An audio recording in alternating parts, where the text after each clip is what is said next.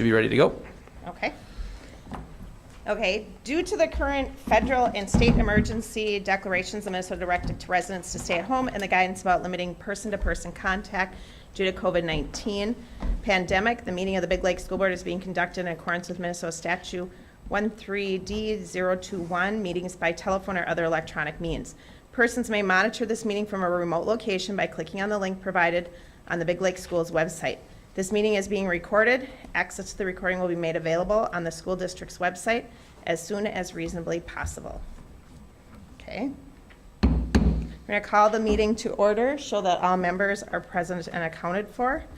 First thing we need to do is approve the agenda. So moved. Moved by Nygaard. Second. Second by Scales. Any discussion? All in favor? Aye. Aye. Opposed? Motion carries. Pledge of Allegiance. I pledge allegiance to the flag of the United States of America and to the republic for which it stands, one nation, under God, indivisible, with liberty and justice for all. Did you have anyone write anything in for open forum? I did not, Madam Chair. Okay. Okay, we are going to move on to update on the fall.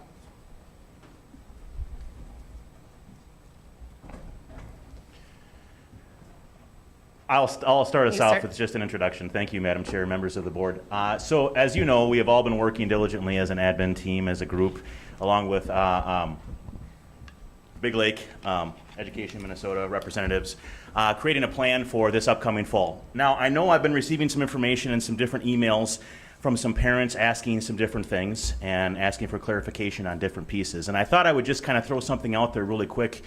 I think there seems to be some confusion as regards to people want a decision to be made, whereas I understand that people want a decision. The plan was actually developed to be every 2 weeks that decision could change. The plan was developed from the governor and MDE and MDH to where it could possibly change every 2 weeks. So we are to use metrics from the county, and we'll be going through some of this information here with this presentation. So for us to say that it's a decision as of today, those metrics may change as we approach the start of the school year. So I just wanted to just kind of clear that up just to kind of start the presentation off. But I also wanted to say to the board, this is a lengthy presentation, and like I said, we've kind of got the full team here, cabinet members going to be presenting the different pieces of this plan, as well as going through some action items. So I respectfully ask if you have some questions, you might want to wait until closer to the end of the presentations, because it is layered and it's all circled back. In education, we call that spiraled. It's all spiraled back and it's all connected, because some of the other bits of information that we're going to be sharing with you will probably answer some of those questions you might have. So with that, I'm going to actually turn this over shortly to Mr. David Bernard, and he'll be taking the first part. But in this planning, we've got some updates on all of these areas that are listed before you on the PowerPoint. The state guidance and goals, delivery options, MDE recommended options, transportation and start times, child care, school and classroom procedures, devices, first week of school, Big Lake Online, 2021 calendar updates, and weather-related learning plan. So like I said, it's a large presentation, but I do think it's going to hopefully cover a lot of the questions that are out there for not only you as board members, but as well our community. So with that, I turn it over to Mr. Bernard.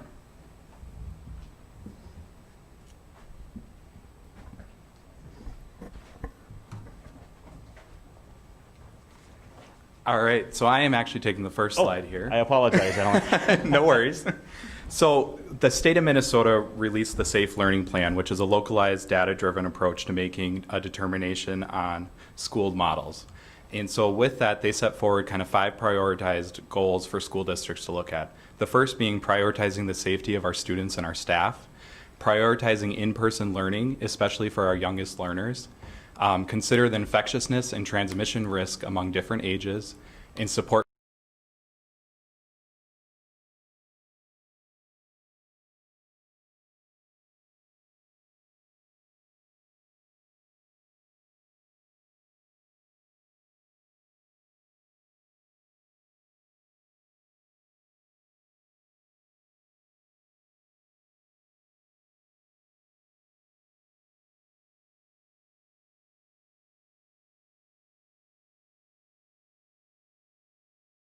options. The first option really is comprised of in-person, hybrid, and/or distance learning. And any of those three can be kind of scheduled at any time given the metrics that the county provides our district. And Alan is going to talk a little bit about what some of those actually look like more specifically in terms of our model in relation to the metrics. The second option is an opportunity for families to participate in virtual at-home learning with the support of Big Lake teachers. So just as a way of kind of visually showing that a little bit differently, what we're really seeing is that option one really shows the interconnectedness of those three different delivery options. So a student could be in person for a number of weeks and then be shifting to a hybrid, and depending upon the metrics, kind of the last kind of option would be moving into distance learning. And finally, our option two is, as you see just there illustrated by the photo, a student working at home with the support of an online teacher, getting additional support from Big Lake teachers in ensuring that that student is successful.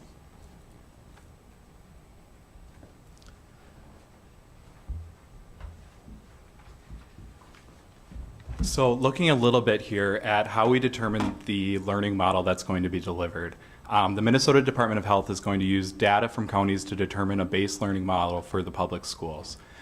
Then the Department of Education is going to share the county data in the consultative process for public schools to engage with public health experts to review our county health data and safe learning plans that we put together. Then the public schools, which would be Big Lake schools here, will evaluate our ability to implement the required and recommended health practices. Then after that step, the Big Lake schools will determine a learning model, and then schools will continue to monitor the community and school level impact of COVID-19 on a regular basis and make adjustments as needed. So how this determination is made is that each Thursday, superintendents in Sherburne County will receive updated data on COVID-19 metrics. And so the Minnesota Department of Health has kind of given us this formula here based on the total number of cases for the last 14 days, the county population divided by 10,000. And out of that formula, they're going to give us a data point that we have a chart made for that will determine what our in-person learning looks like. So if I go to the next slide. So you can kind of see, looking at this chart, 0 to less than 10 would be that we would be meeting in person for all grades. 10 to less than 20 would be in person for early childhood through grade 5 and hybrid for 6 through 12. 20 to less than 30 would mean that both of our elementary schools and secondary schools would be in a hybrid mode of learning. And then 30 to less than 50 is the hybrid mode for early childhood through grade 5 and distance learning for 6 through 12. And then once we hit that 50 or more data point is when the entire district would begin to engage in distance learning. You can leave it there. So one of the things that we want to talk about is what our hybrid model would look like. And during this process, while we're looking at our facilities, we are incredibly blessed here in Big Lake that our community has really invested in our school facilities. We're in a really good shape compared to some of the other districts out there when you look at the occupancy size of our buildings and the occupancy size of our classrooms. So if we focus on the hybrid model, we'll be able to bring in kindergarten through 5th grade students every day up until we hit the distance learning data point. This is working under the guidance of the transportation capacity and facility occupancy, which brings us back to the priority of our youngest learners need to be in person as much as humanly possible throughout the course of the school year. So this is really important. With a hybrid model, so you can see the 10 to less than 20, grades 6 through 12 will be in what we're going to call an AA distance BB kind of model. So what we'll do is take our 6th through 12th grade population, and based on transportation, student names, and student needs, we're going to split them in half. And so group A would show up, for example, if it's a full learning week, group A would show up on Monday and Tuesday, distance learning would happen on Wednesday, and then group B would show up on Thursday and Friday. So group A would engage in distance learning Wednesday, Thursday, Friday. Group B would be in distance learning Monday, Tuesday, Wednesday. So this kind of creates an equitable way of getting in our 6th through 12th grade students as much as possible. And then again, distance learning is when we're all early childhood all the way up through grade 12 would be working remote.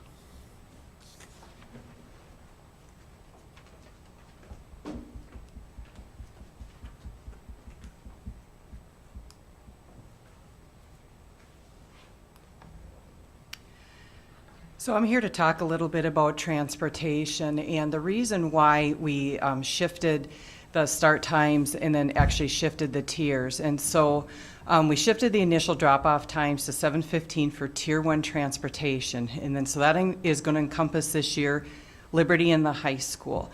And previous years it had been the middle school and high school. The reason we did that is that buses can only be at 50% capacity under a hybrid model. And so we are trying to maximize the K-5 students for in-person delivery, as Alan just referred to, per guidance from MDE. So we basically were trying to equalize the ridership by shifting Liberty to Tier 1, because what we're doing is we're taking the largest percentage of ridership, which is at Liberty, and then pairing them with the lowest percentage of ridership, which is the high school. And so middle school then shifts to Tier 2 with Independence. And so effectively what's happening then is that we have like an equal percentage in each tier of our ridership that will be riding each tier.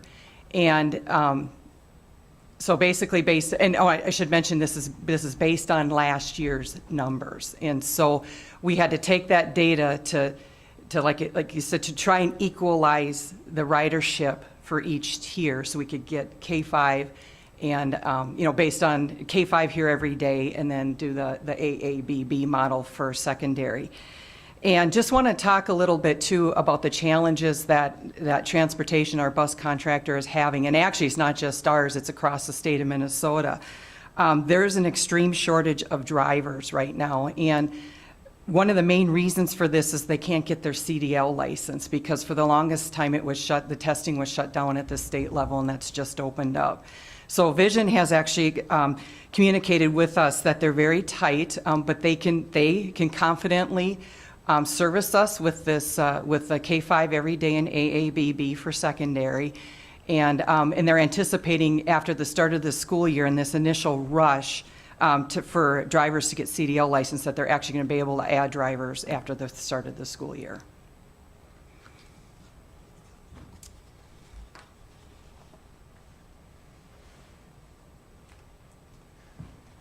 So then with this change in start times, Liberty would be from 7:35 to 2:25, and students can begin entering the building at 7:15, and then at the end of the day, buses would begin loading at 2:25. Over at Independence, students can enter the building at 8:35 and buses begin loading at 3:40. The middle school and the high school, more information is coming based off of guidance from MDE and MDH, and then we're going to make some decisions on what time those doors are going to be opening in consultation with Doc at the high school and Mark at the middle school.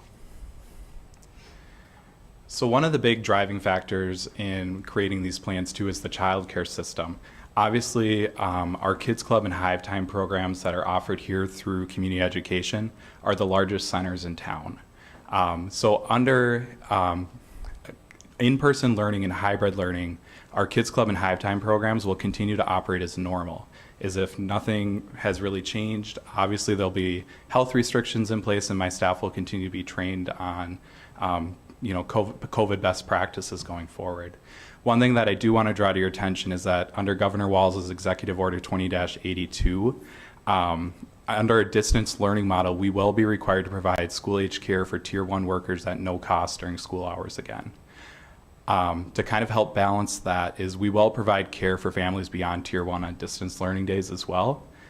That will be at cost as if it was a normal non-school day.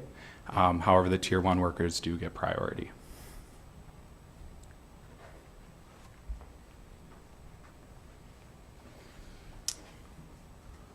With the risks of the spread of COVID-19, we will have to alter some of our school and classroom procedures. One of those is installation of temperature monitoring devices at our entrances that the students and staff arrive at to make sure that they do not have a fever. Another one is priority of proper hand hygiene and the use of PPE, which also includes the education of proper hand washing and use of the PPE equipment. Next is the installation of signage and barriers to help support social distancing. Another item that we're going to do for school procedures is limit our visitor access to schools during the school day. We'll try and keep all visitors to the office areas only. Our HVAC systems will be adjusted for increased outside air to increase indoor air quality and air exchange rates. Isolation rooms have been set aside for symptomatic students that are waiting for parent pickup, and increased sanitation of common areas and high-touch surfaces throughout the day. In our classrooms, we have hand sanitizer that will be available in all classrooms for students to use upon entrance. Desks will be spaced apart as far as feasible to enforce the practice of social distancing, and all workstations will face the same direction. Sanitation supplies and training will be provided for all staff to assist with the periodic daily cleaning of shared work surfaces.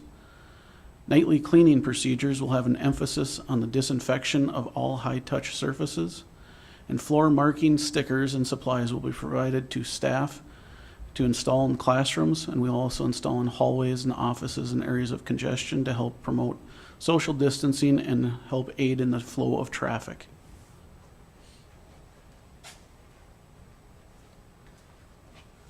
Another big consideration for us is devices. We can't be distance learning or in a hybrid scenario without a device. So we're going to give our kids the opportunity to have a district device. So our K-2 kids will receive an iPad with a case.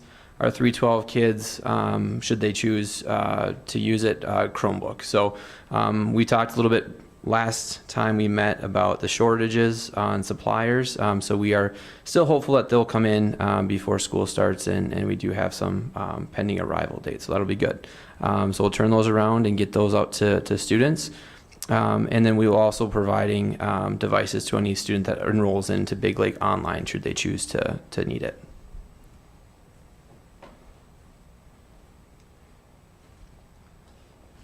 So some of the questions that families and students are wondering about, at this time, this is what we are able to share in terms of what the first week will look like and then moving forward based on our data.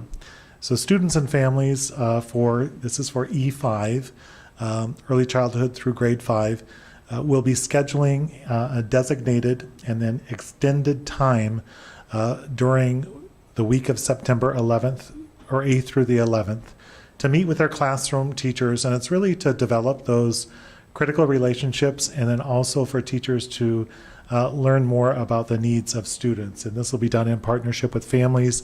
Families will learn about new platforms that are going to be available to support them both for in-person, hybrid, and distance learning.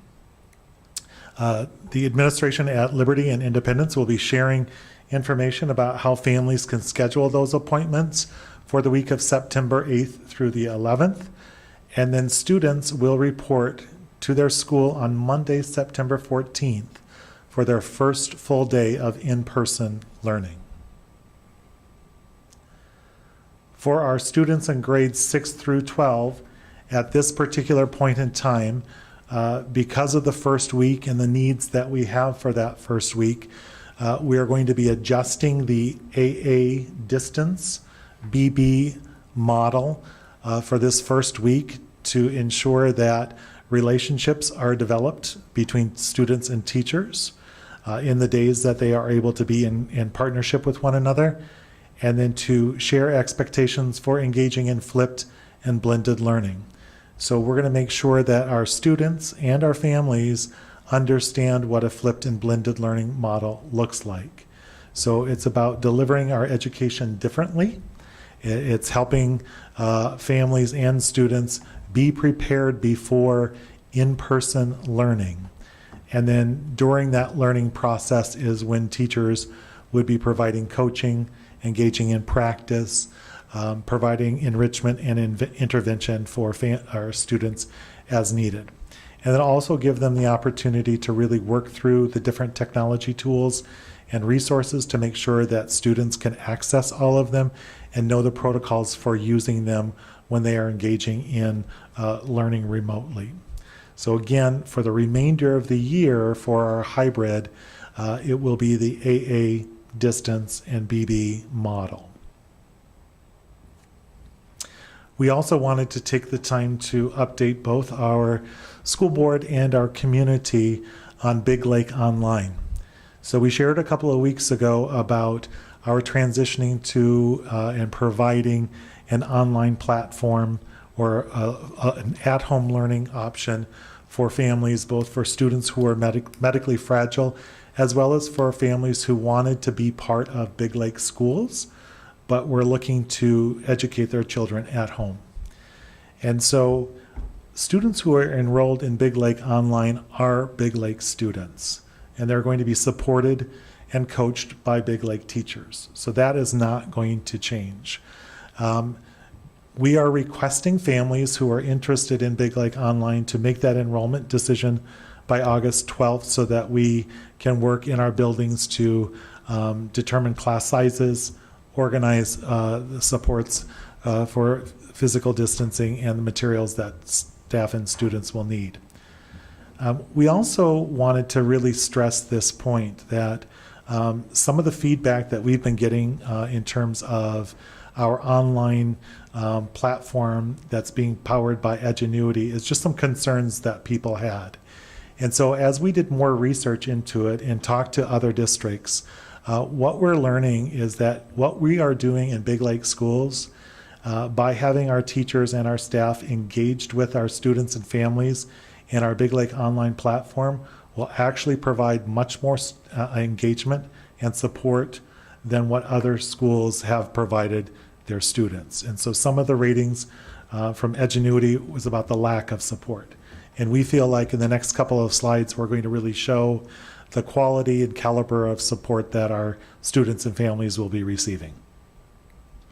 So just some of those online for students who are engaged in Big Lake Online, there will be frequent support and progress monitoring.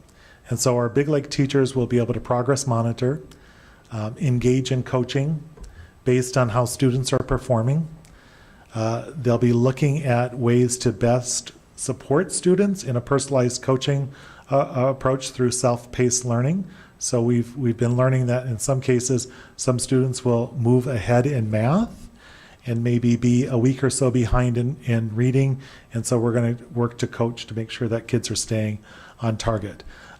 As members of our Big Lake school community, parents and students will be participating in scheduled parent conferences as schools inform them of those dates. There'll also be that opportunity, just like with any parent in the Big Lake schools, to schedule virtual conferences with Big Lake teachers to make sure that both students and teachers are feeling connected. Also, our Big Lake Online students will be receiving support from our Big Lake school social workers and counselors. And when our principals share information with their Big Lake families, in this case where like Liberty Administration, when they send out weekly updates to their K-2 students, our Big Lake Online families, if they're enrolled in kindergarten grade 1 or 2, they would also be receiving those same updates. And that's going to give also families and students the opportunity to participate in school events. So if you're a Big Lake Online student, your picture will be taken. We'll talk about when those picture days are occurring. You'll be part of the yearbook for the school. You'll be able to participate in student and family engagement events as allowed. Some additional Big Lake Online supports. Students will be able to participate in Big Lake athletics and activities. And of course, that's as allowed by the Minnesota High School League and the Minnesota Department of Health and Department of Education. As John was sharing, our Big Lake Online families will have the opportunity to access a device from Big Lake schools. They will have tech support, just as our families in our schools have, and get support on how to access and utilize other digital resources that are available to Big Lake families. We'll also ensure that the protocols for accessing materials from our school's media center that's communicated to our family. Right now, Student Nutrition Services is working on the protocols for how Big Lake Online students, if they opt in for lunch or if they qualify for free and reduced lunch, will be able to access that. I mean, we're just working on what those procedures will be in terms of where those may be located. And then there will be support through an online, Big Lake Online coordinator who will support students, families, and then regularly communicate with our families as well. So for the 2021 school year, at our last, 2 weeks ago, we talked about the addition of 2 professional development days, and there a little bit later on in the meeting, you'll be reviewing that MOU and updating it based on the updated MOU. So we have added August 26th and 27th for additional teacher professional learning. So that means we went into our calendar and identified 2 days that would be then changed for those professional learning days. And we still are in really great shape as far as number of teaching minutes and required learning that has been set forward. So February 16th will now be a non-school day. February 26th will now be scheduled as K through 5 conferences and 6 through 12 professional learning. And March 1st is now a non-school day as well. The updated calendar is posted on our district website. We'll be linking that out to every school's website and also sharing that via social media with our families and community. Something else that, based on our conversations 2 weeks ago, the board had asked us to look at organizing and developing a weather-related learning plan, or what's commonly known as an e-learning plan. We're opting to call it weather-related because we feel like with distance learning and virtual learning and e-learning, we're going to get lots of confusion. So this is for weather-related school cancellations. So when we have snow days, or if there's some other kind of mechanical situation, we don't have water in our building or something of that nature, our staff are going to be prepared to deliver e-learning to our students. So they'll be engaged in that. So our students will not lose any days of instruction due to weather-related cancellations. This plan was developed by Big Lake school administrators, our teachers union, and district staff. And we have put that together. We'll share a copy of that with you so that can be voted on at the next school board meeting. We're coaching just because this is going to start out early in the year for our students, coaching them to bring home their district-issued devices and chargers in the event that school delivery is changed for one reason or another. While working through our plans, our end goal has always been to resume building meaningful connections with our students and providing exceptional learning opportunities for them. While this is our end goal, we know that our delivery to achieve this goal is going to need to be flexible and fluid throughout the year. So that actually concludes our presentation. So I saw some board members writing down some notes. So maybe there are some questions in specific, and we can actually scroll back into the presentation as well if you need us to. So I would open the floor, Madam Chair, to any questions you might have for any of these people. Anyone have questions they want to start with? Well, of course, Okay. I'm gonna have questions. Okay.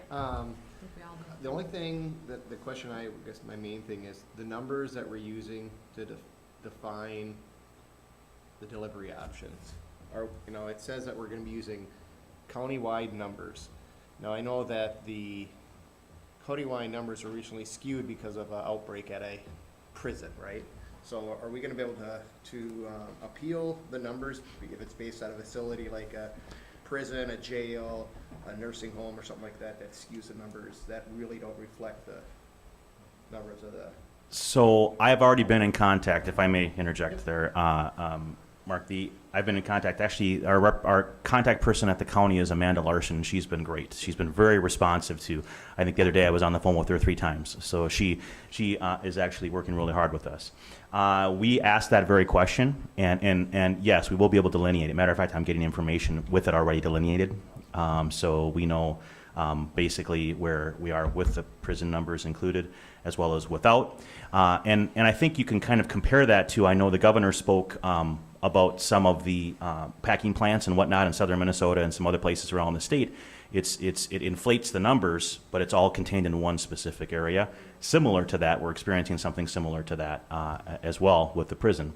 So yes, we will be able to delineate that. And like I said, there is a regional and a contact person group that's being developed that we will be working through. But those numbers without the prison is what we'll be using. That's good news because that caused it to jump quite a bit. I've been watching the numbers. It certainly did. And so the bottom line, who has the final say? Because everything I keep reading is recommended numbers, right? So is it the school, or is it MDE, is it the state? Where's that line at? The fine line is this, is that essentially what we are being told as a school, you can always go more restrictive or higher into hybrid and distance. But if you choose to, based on where you land with that score you get, if you choose to be less than that, then you have to go and essentially go to this regional support group, and MDH and MDE need to essentially approve that, which is why we're proposing basically following these recommendations and kind of following up with those numbers. So if you go to that slide 8 then, so it says recommended options. So what you're saying, Right. it's required really, if you want to go less, you'd have to go and get special permission for some appeal process. Correct. You would have to say, we believe we need to do this because of this. So for example, to use Mark's number with the numbers of the prison in there, we believe that's not accurate, so therefore we want to be less restrictive than what that number would put us at on the scale. And that would be our case, and they would say, okay. But you've already said that. That's just an example. Right, Yeah, but we exactly. already do that already, Correct. right? Correct. If there'd be another particular Right. example that we would come up with like that would show a reason why we should be less than what our current score is. And the health department, they're publishing these numbers. I've been watching them. And so is that what we're going off of? I have it up right here. So this is like their 14-day COVID case rate by county. Is that what you guys are using?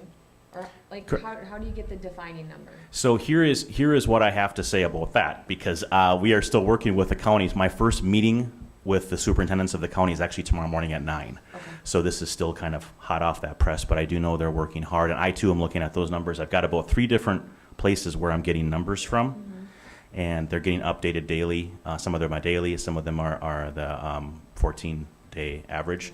But like I said, relatively consistent, I can say from the information I have, we fall within that band where we are in person E through 5 and hybrid 6 through 12. And that is at As least of right now. as of right now. Correct. So what is our number then, right now? Yeah. Right now, we are at about 11.6 And that's as without the prison correct. 11.6, so if we get to below 9, or 9 or 10, below. It's gonna be 9. 9, has to be 9, we could go in person for all. Correct. So the assumption on that slide with the high school was, it seemed a little skewed, where the assumption was we were gonna use the hybrid model regardless going forward for the remainder of the year. Did I read that wrong? You did. Okay, can you go to that slide then, just to be clear? Because I thought the asterisks on the bottom made that assumption. No, they just said the rest of them is gonna be AABB. They're just Right here. Yeah. It says It right was in the here, hybrid model. it says for remainder of the year, we will follow this model. Good. So, That doesn't suggest that we have the No, when latitude. David said it though, he said when it's in the hybrid model. Okay, we should probably make that a little clearer then, So- because Good catch. the way I And- read that is that decision's been made regardless of the numbers. and just to make that distinction in terms of, for this first week, it's listed above as students will be AB. But when we're in hybrid for the remainder of the year, if we are in hybrid, or when we're in hybrid, will be AA distance BB. So we will clarify that. Okay, good. So on that same slide, so help me understand this. So I'm a A person. So I go 2 days in a row, and then so if it's a 5-day week, 2 days, and then I distance for 3 days? That's correct. And in the distance for 3 days, is it going to be, I'm going to be attending the same class with the same teacher, only I'm going to be watching from home? So there will be opportunities. So when the teacher is, for instance, delivering education on AA, it'll be kind of that in-person approach, and then the distance will be more flipped, so it's preparing them for the next days and then also allowing them to do additional work to get caught up. So it's kind of like a cycle a little bit where they'll do some pre-work during distance learning. So if let's take BB for example.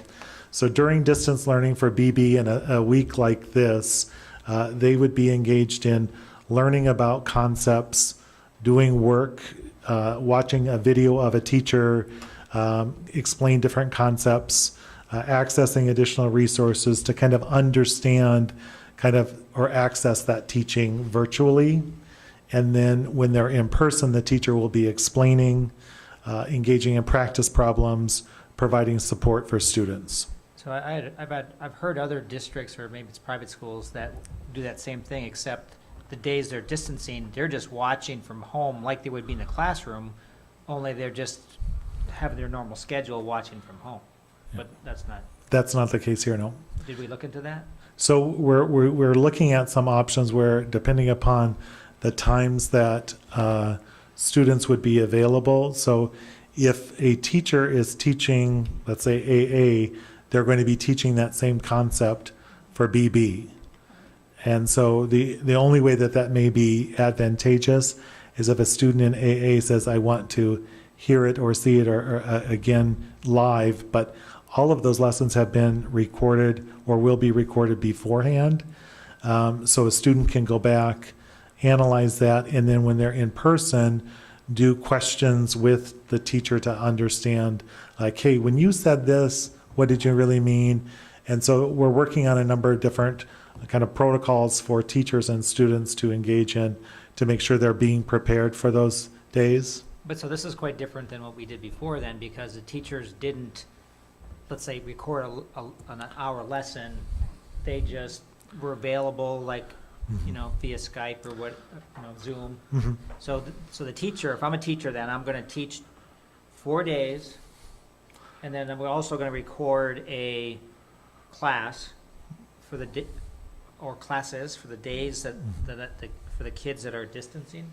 Yep. So I would, for instance, if I were teaching a language arts class, I would be recording lessons for my students on understanding how to analyze a poem. What are the elements that they need to look at? I would be modeling it through a poem. I'd be showing them the poem, talking about the different lines that we're analyzing, different traits or features of a poem that we're going to be looking at, and then say, let's work on this together. So here's an opportunity for you to answer some questions, to do some analysis of your own, kind of practice that skill, and then come to school having practiced it based on my instruction that I delivered virtually. So the times won't be interrupted is what you're trying to get at. So, Yeah. So in class it'll be the regular scheduled times, and then on the distant days, it's kind of how we were before, where the student had the latitude throughout the day to get their work done, is what I'm hearing. Correct. Yep. And then Wednesday is a day that would be set aside for additional intervention, enrichment, and support that students would be able to conference with teachers. We're also looking at, for instance, for our CTE classes, career technical education courses, of being able to, and science courses as well, to be able to have in-person labs. So we're looking at what that's going to look like, and then what does that flexibility mean for a teacher. But I think probably the easiest way to think about the flipped and the blended is it's almost like the lessons that are being shared with kids beforehand is like a pre-learning kind of, they're getting exposure to concepts and they're learning about it in partnership with what resources and videos the teacher has provided for students. So David, then the question I have is, are we getting our full curriculum presented then? Because it sure seems like this is a longer way to get the same message across. And in a standard year, we'd get a lot more teaching, or a lot more. Correct. Whatever it may be. So are we still Yep. getting everything that we would normally get in a year then? So we're going to be working, and this is part of our professional development plan. We'll be working with teachers to talk about, all of the standards are important, but some have more weight or more value than others. So we're going to be looking at examining what those standards are, saying let's focus on the most essential standards and what are some targeted skills that all students need to develop, and then how do we really build our model around that. I just want to clarify, because a lot was said, and I feel like if I wasn't a parent who understood like school board and schools and how they operate, I'd be really confused right now. So I just want to clarify. So basically, what teachers are doing is they're planning 2 days of teaching. So two days worth of lesson plans, and they're teaching those 2 days to A, and then teaching those 2 days to B. Correct? And they are also planning additional days that students will access remotely. The distance, correct? So that'd be Wednesday for everybody. Yep, Wednesday for everybody, and then Monday and Tuesday for BB, or Thursday and Friday for AA. And so, can I speculate that the reason why you did this is so that it would feel like they're all getting equal education? Because if you had B check in on a day where A is being taught, now they're learning distance while A has the teacher in class. And so maybe if that's a harder concept that day, it may not be considered equal. I don't know. I'm just.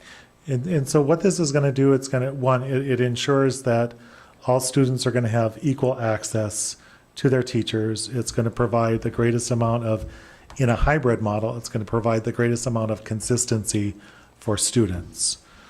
So they will have access to their teachers live for 2 days, plus there'll be additional contact time with their teachers, which is different from distance learning, because in distance learning, they didn't get that in-person opportunity. So then my next question to this is, so say A comes to school, right, on those 2 days. Are they ramping up like those 2 days? Are they really working on, let's teach the concepts, and on the days that you're at home, you work on that homework?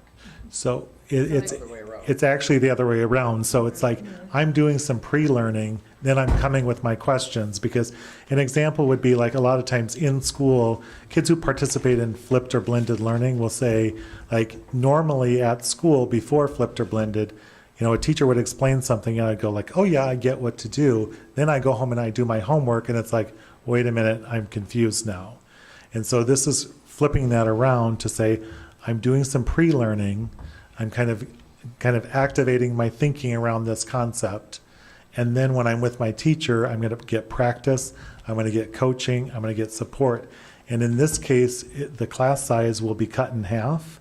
So there'll be much more personalization, much more individualized attention that students will be able to receive on the days that they're there, plus the additional coaching that teachers are providing via the distance support. So just to continue on this line of questioning, when we did the distance learning in the spring, the kids, you know, when they go to school, they go to school for 7 hours. I don't know too many kids that went to school for 7 hours during distance learning when they stayed home in the spring, right? And I can speak for my own kids, and I'm not sure about other kids, but 7 hours was not something that they did every day.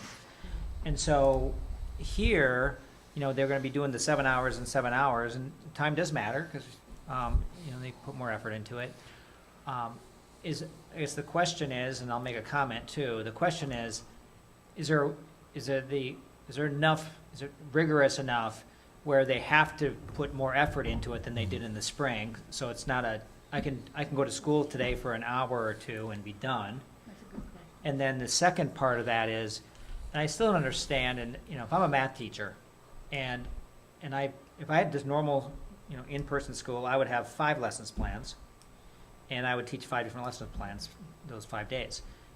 And I don't understand why we couldn't have, I'm going to teach 5 lessons plans for those 5 days, and then Amber, you're going to be here 2 days to see it in person. On the other 3 days, you're going to be at home watching me online, and I know you're online, and you can still interact and ask questions like you would at school, and except you're just not there in person. Yeah, and I do want to make that distinction and that clarification that teachers are planning for the full week of instruction. So they're not compromising, again, to Mark's question or to your question about the rigor. So they're not going to be losing out on that content and concepts that are being taught. And then the intent also is, in this model, we're working to cultivate student agency, or having students become more independent and kind of really focus on self-management. And so one of the things that we're going to be doing is to say, through the kinds of work that students are going to be demonstrating, it will require a different kind of engagement. So it won't be, for instance, maybe more traditional problems that I'm practicing, a worksheet that I'm completing, handouts that I was processing, but it may be a more complex assessment that students are going to be engaged in, which will require a more complex set of skills that students are going to need to develop. But again, teachers are planning for those 5 days during the week. It's just that face-to-face personal contact will be the 2 days, as well as some additional support that they're providing as their schedules allow. I think what Dan is trying to ask is, was it considered that that teacher will do 5 days of instruction, not videos, 5 days of instruction, and that teacher is either in front of their class in person or remotely? And that's what you were trying to get at, correct? Yes. Yeah. And the challenge would be that if I'm teaching AA, I'm focusing on those 2 days. So BB, if they're, But I wouldn't have an AABB thing, it'd just be the same every day, and it just, some days Amber would be in person, and some days she'd be watching me on a computer, just like we do at work. You know, when we have meetings, you know, we don't have 2 meetings, we have 1 meeting, and some people are in person, some people are online. yeah, the difference is though, and I think I understand what you're saying, but I think the difference is going to be, and one of the impacts is transportation obviously is affecting when kids are there, but it's also how the lessons would be laid out. So if I'm teaching kids in person and I'm getting questions, if the other kids are Zooming in, for instance, I may not be able to manage both the kids I have in front of me and the group of students that I have online. So you're saying they won't be able to zoom in? They'll be able to Zoom in, they'll be able to have access to teachers through like conferencing, scheduling emails, all of that kind of, Not as. but 7 no, hours. because the teacher is going to be busy with the other half group of students. Is that what you're saying also? How are we gonna make sure that they get 7 hours of instruction on Thursday, Friday? You're splitting the alphabet, if you will. So Right. you almost need to double the teachers to make the model work that Dan has suggested. Correct. That's what I'm hearing. I don't know, we did the double teachers You'd still be answering their question if they're standing there or on the on the computer, screen. right, Right, same but- thing. But he's trying to say, I know what I think what Dan, or what David is saying is that that teacher would be interacting directly with a group of students in class, but then also trying to manage the online class as well. Well, I It is mean, very, I'll tell you, I just did a 2-day event with a whole lot of kids, and it is extremely hard to try to work with people live and get on that Yeah, computer. that would be It's very tough. distracting and constantly pulling you away. So I will say that if we went to that model, they would almost need to have someone in their room assisting them, because I feel like they would not get the quality of learning that Big Lake wants them to have. Do you know what I'm saying? yeah, so but if you go back to that schedule here now, the teacher is gonna be fully busy for 4 days a week. I'm an AA student, I'm gonna have access to that teacher the 2 days I'm in person and the 1 day Wednesday. the Wednesday. Otherwise, those other 2 days, they're gonna be, the BB days, they're busy. But they would have access to the teacher via recorded lessons and materials that the teacher's So providing they them. could review, right? Right. Again. Prepare, review. Well, and couldn't they send emails and questions too Correct, that can yep. be responded to during prep times and things? And That I, was- Right, that was why I was just making the assumption with the teachers is that to get the full attention on either in class or online, that's where you'd have to double. You can almost argue you're gaining a day, because like we're doing it now, like you said, David, they'd come in and give their teaching of math, or whatever it may be, and then I'll just say that, because that's what my kid had a good time with, is math, and then he'd go home, work on it, then you have to go back and you have another day, basically, to re-answer the questions. So now you would kind of look at the concept, do it, and then you'd come in and get the questions answered on things you don't know about. Right, So you yep. kind of gain a little bit of time Yep. that way. Yeah, and so, and again, just, what Mark was saying, normally, a normal kind of situation would have been, I go and I get the teaching, and then I go home and I practice. But in this case, you're at home, you're getting the teaching virtually, and then you're coming in and getting the support and the coaching. Because when you think about, okay, I'm working on this math problem, again, crystal clear in class, I understood what my teacher was saying, and then I get home and I start working on it, and it's like, I'm lost. I thought I understood, I don't know what to do, and so we're changing that whole approach. I just go back to the agency thing. We tried the whole agency thing in the spring. I get it, and we're expecting kids to take responsibility for their learning and do the things that they're supposed to do.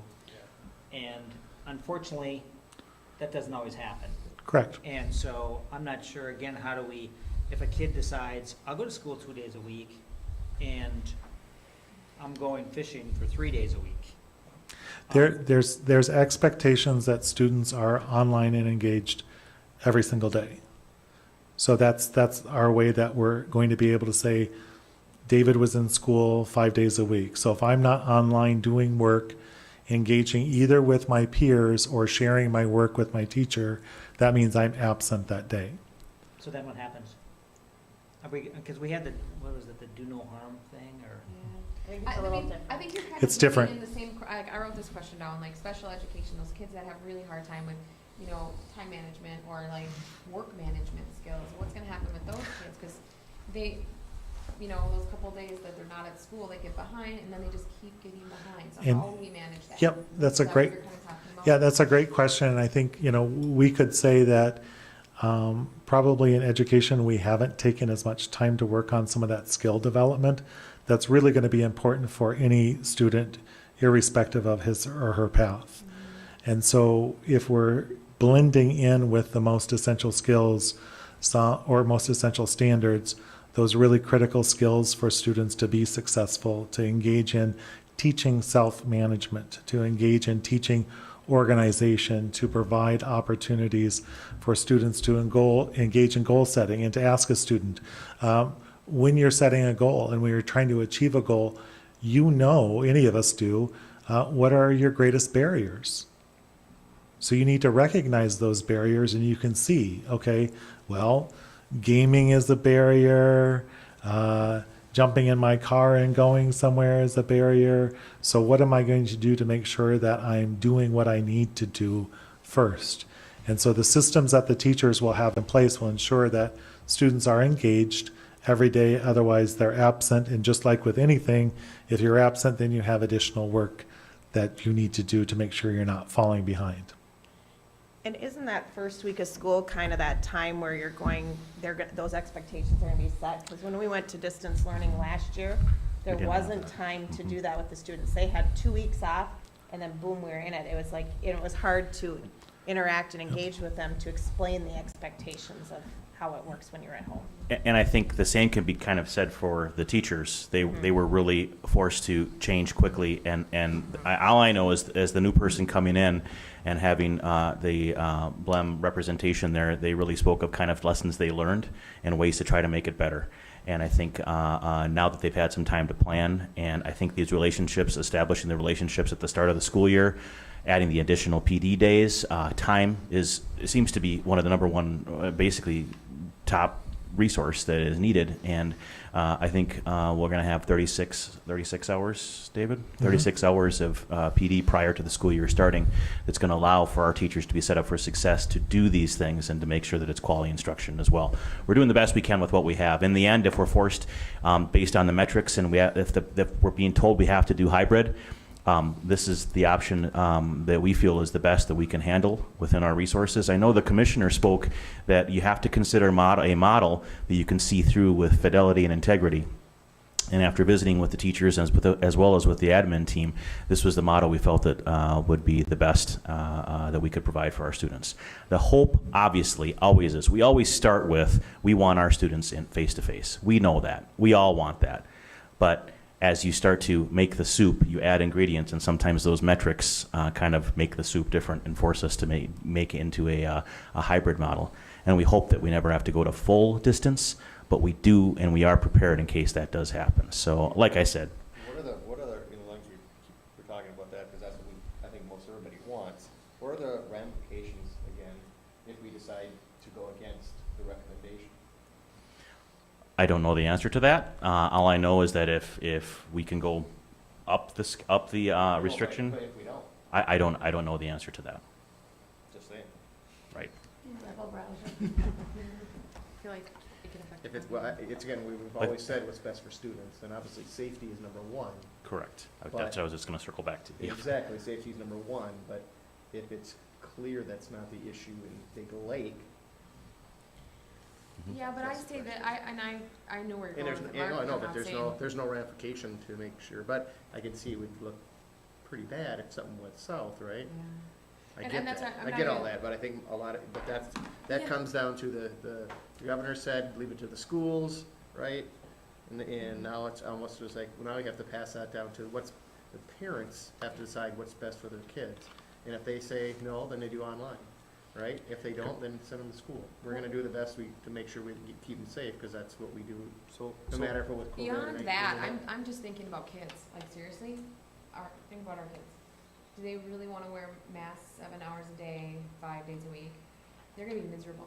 So, I mean, this model actually gives them a little bit of a break of that. I mean, like, just wearing this to come in here and like sit there, I was like. They can "Whoa, go it's not outside used to for a it." good couple of months, so, They're have gonna some see outside kids. classroom. I'm just saying, so like, we gotta think about that too, like, the restrictions on them while they're in the school and how that's gonna impact them too, because that'll impact morale and mental health, and that's something we have to think about. So, I mean, while we're all talking about, we want them in school, we know we want them in school, right, because of mental health and learning and everything else. If you're feeling restricted and uncomfortable all day long, how well are you learning? You know, so there's that part to think about as well. I'm not saying, Is there a possibility, Tim, that they would let up a little bit on the mask if they were in person? I have no indication that that's going to change. I suppose it could, but to me, as I look at the requirements, and I'm looking at the PowerPoint that the governor and the commissioners used, if you're in person or in hybrid learning, mask policy pertains, PPE, personal protective equipment. Sorry, I should have clarified that. Build routines of hygiene education, daily cleaning and frequent cleaning of high-touch surfaces. We have a COVID-19 program coordinator, which are our building coordinators. Limited non-essential visitors, which we talked about limiting the visitors into the buildings. Discontinue large gatherings or activities that do not allow for social distancing, and monitor and excluding for illness. Those are all going to be standard, and that's where it's being required of us in person or hybrid. So could you talk about So, the social distancing Yes. aspect of that? Right. Because how do you get a classroom full of kids and social distance, and then also the transportation as well? Right, and what we did, and I think I forget which one mentioned that, but we based our social distancing on the 50% capacity of our square footage. So we essentially took the square footage of say, for example, this room, and 50% capacity. It allows for the 6 feet social distancing. But if we're doing it in Could you- person for the elementaries. Right. We can Just- fit 30, 20. Just real quickly, I'm sorry to interrupt, but because this is being live streamed, people are having a hard time hearing if we're not using the mics. So I know we're having a great conversation, but everyone else wants to be part of it too. Thank you. So if we're doing in person, sounds Mhm. like let's start out with the E through 5. Mhm. We're able to get, we don't need more teachers. We can get 25 kids in a classroom Mhm. and social distance. In combination of online students that have signed up for online, as well as the square footage, as well as us utilizing the larger spaces. For example, we're still figuring out, but we may need to move our boardroom so that this space could be utilized as a classroom because it's a larger space. That's an example of utilizing larger spaces with larger square footage, 50% capacity. That is what falls under what is allowed for the 6 foot radius. And I think, I don't know if David, if anybody else wants to comment on that, or TJ, in regards to that 50% capacity. I was gonna say too, just while you're talking about that, maybe, I had made a note earlier, you talked about 6th through 12th grade and how that was gonna be handled, but really never discussed the younger kids? I mean, we're saying full day, but how? I'm sure parents are out there going, how can they be in school every day if our older kids can't? So you might want to touch on that. Sure. So for our E5 students, the difference is, as Superintendent referred to, is that with our online platform, some of the numbers of students in our classes have decreased, which means that our K3 students in particular will have enough space in the room to be physically distanced from one another, which allows for them to be safe and for instruction to occur. So that's not going to be a challenge for them. In terms of grades 4 and 5, on days when we are engaged in hybrid learning for 4th and 5th grade, we are taking some of our staff and we're going to be reconfiguring staff that are in current support roles, and then they'll be providing instruction for kids. So it may be like we take and add a section or two of 5th grade and add a section or two of 4th grade teachers for folks who are currently in a role of support, like an interventionist, who would go back to be a classroom teacher during that time. So, and again, it would allow us, based on the space that we have in terms of work that people are doing, principals are doing with TJ and in their own buildings, to kind of ensure that those spaces are going to be safe for students. Okay, thank you for clarifying that. Yeah, and I also want to add too, and this was mentioned earlier in the presentation, this, and again, new person coming in, but I applaud the board for keeping class sizes low to begin with.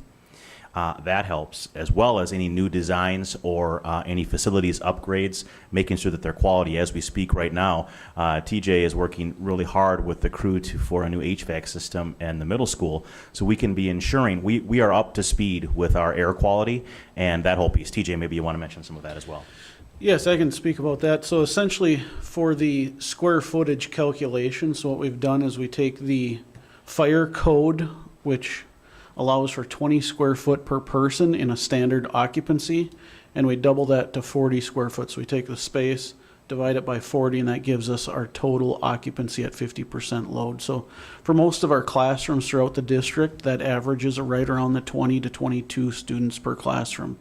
Now, science labs and other spaces are a little bit different because their occupancy load is different because it's calculated because of what goes on in those spaces. So it's around 50 square foot per person. So there's further restrictions in those areas. But that's kind of how we figure that out. And we actually had Wold Architects, who is the current architect that we've been working with, we were very fortunate. They took our blueprints and actually developed the maps for us. I had actually gone around and started measuring some spaces to just get general ideas and started making a list. And I got an email, luckily, from them and said, hey, we're working on this. We just need clarification on what you're using a few spaces for. So I was very fortunate to receive that because it saved me a lot of headaches.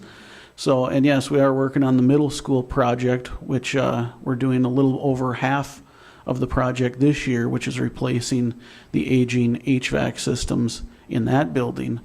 And then eventually we'll have to look at doing some more upgrades to this building at Independence. But the rest of our buildings are in very good shape. So, do you have any other questions regarding indoor air quality or fire or occupancy? All right. The question did come up earlier about why the E through 5 is more, is preferred. They're getting let's say, a more leeway. And one of the things the governor talked about, and which is fact, which is these kids typically are less susceptible to it, and they don't transmit it like the older kids do. I think they said about 15 and below. 15, that's right. And so, and at the temperature, TJ, you mentioned, so we're going to take every kid's temperature with a little gun when they walk in? Actually, it's an infrared camera system. So then it'll actually flag us if there's somebody that has a higher temperature in a group, and it'll do about 30 people at a time. So as people progress through an entranceway, it'll actually scan and pick up the infrared heat signatures and then let us know, we'll be able to see that person's highlighted, and then we can touch base with that person and pull them out, bring them to the nurse, And, Well, with that said, I would guess that we're gonna have a healthier school this year than we've ever had. Yeah. right. Because there's a lot of kids that go to school with temperatures. Yeah, they're sick. And by the way, if you look at those numbers for the Minnesota Department of Education or Department of Health, we have, in Minnesota, have had zero school-age kid deaths in Minnesota. So under 19, we've had one baby that has died, but no school-age kids, zero. Right, so I think what Dan is also touching on is we're effectively de-risking even further by scanning all of our students that come into the school. So we're offering yet a safer environment for our students to be in, which I commend the district for doing. I think that's great. Yeah, one other point to that, that camera does allow us to keep track of that data. So we will have that in historical fashion. One other thing to mention is that Wednesday day, we did that on purpose to get some deep sanitizing, some cleaning between those groups. So it does help in the hybrid model. Right. One of the things you mentioned also is we have, I don't know if it's a soft deadline or a hard deadline of August 12th just to sign up for online, because I know we want people to do that. But I'm guessing today is probably the first time that they knew what their options were on what's the in-person one look like, right? And not everybody in the town is listening in today. Right. And so how do we make sure those folks get the information so they can make the decision if that's what they want to do? And I think, just so you know, the reason for that 12th, and David can chime in on some of those details, but also understand is that we need to start making class lists and start making schedules and start making some, so we have to start somewhere. But I'll let David take it from here on that one. Yeah, and so one of the things that we realized too, that families have been requesting online, and so our enrollment secretaries have been reaching out to families to confirm if they are planning to come for online or participate in Big Lake Online. And a number of responses are they're waiting for information from the district before they commit. So following tonight's meeting, we'll be again providing communication this evening for families and for staff about what we're sharing tonight, so that they're getting the information directly from us following this meeting. So if people are not able to be part of the meeting this evening, they'll have information via our district website, social media, and email communication. And then, David, it's on the first week for E5 slide, it had all students report on Monday, September 14th. Is that all students or all E5 students? All E5 students. And understand there'll be much more communication, and so they'll know when to send them, and that's just this is the first obviously glimpse of that whole piece. What I'm hearing is, around is that they're really concerned about the childcare. And so if we could just put a little more clarification into childcare, please? Because they can't make a decision, like say they've already been to Kids Club or Hive Time, and that's what they know, and that's what they're comfortable with. They want to know, with whatever scenario there is that going to be available, or do they have to go out? Yeah, absolutely. Childcare was a huge factor when we were making our decision, because already in the state of Minnesota before COVID-19, childcare resources statewide were it was bare minimum of what was available.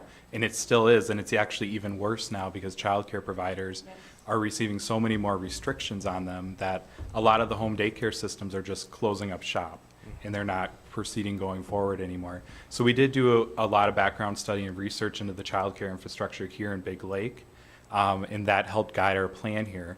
So I will tell you that with the hybrid model that we are proposing, with kindergarten through 5th grade reporting Monday through Friday, even under the hybrid model, that does, there's 1,500 kindergartners through 5th graders that will be in school. So parents won't have to worry about childcare during those days when they're reporting in person.